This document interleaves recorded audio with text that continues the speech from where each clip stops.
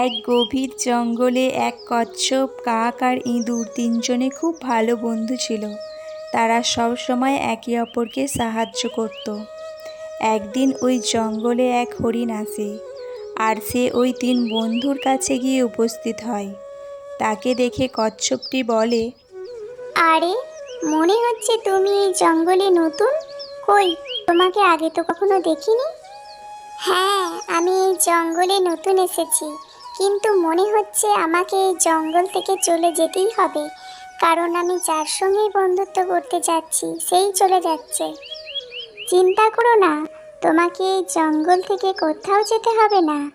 আজ থেকে আমরা তিনজন তোমার বন্ধু। আজ থেকে আমরা চার বন্ধু। এরপর তারা চারজন রোজ খাবারের সন্ধানে যেত, আর সন্ধ্যা হবার আগে সেই নদীর পাড়ে এসে দেখা করত। এভাবে বেশ কিছুদিন পার হয়ে যায়। একদিন তারা একইভাবে খাবারের সন্ধানে বের হয়, আর সন্ধে হতে যায়। হরিণটি ফিরে না আসায় ইঁদুরটি বলে, আরে, সন্ধে হতে চললো, হরিণ বন্ধু তো এখনো ফিরল না। মনে হচ্ছে ওর কোনো বিপদ হয়েছে। চলো আমরা ওকে গিয়ে খুঁজি। তোমরা দুজনে এখানেই অপেক্ষা করো, আমি একা যাচ্ছি, কারণ আমি অনেক উঁচুতে উঠতে পারি, আর উঁচু থেকে সব দেখতেও পারি। তোমরা দুজনে কোথায় খুঁজবে? হ্যাঁ বন্ধু, তুমি ঠিক বলেছ।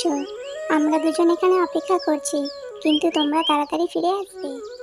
এরপর সে ওখান থেকে চলে যায়, আর উড়তে উড়তে হরিণটিকে এক জালের মধ্যে বন্দি অবস্থায় দেখতে পায়। সে হরিণটার কাছে গিয়ে উপস্থিত হয়, আর হরিণটি তাকে বলে, বন্ধু, আমি এই জালের মধ্যে আটকা পড়ে গেছি।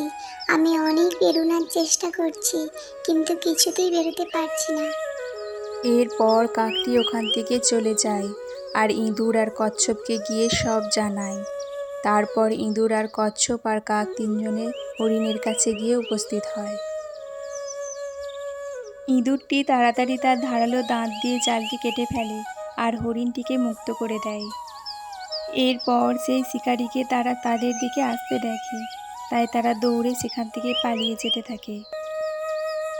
কচ্ছপটি খুব জোরে দৌড়াতে না পারার কারণে শিকারীর হাতে ধরা পড়ে যায়, আর শিকারী তাকে ব্যাগের মধ্যে পুরে ফেলে, আর সেখান থেকে নিয়ে পালাতে থাকে।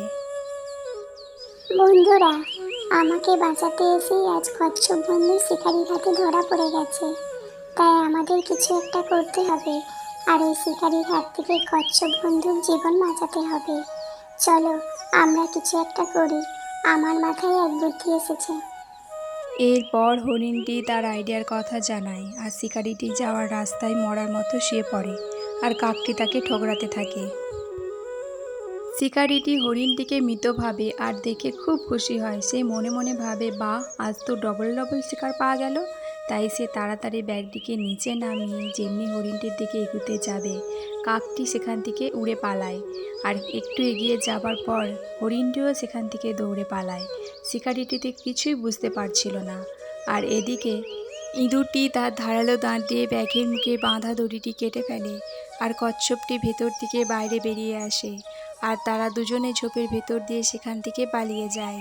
শিকারিটি সেখানে ফিরে আসে, আর খালি ব্যাগটিকে দেখে সে কিছুই বুঝতে পারছিল না। এদিকে হরিণ, কচ্ছপ, কাক আর ইঁদুর তারা চার বন্ধু মিলে সেই নদীর পাড়ে এসে উপস্থিত হয়, আর সুখে শান্তিতে দিন কাটাতে থাকে।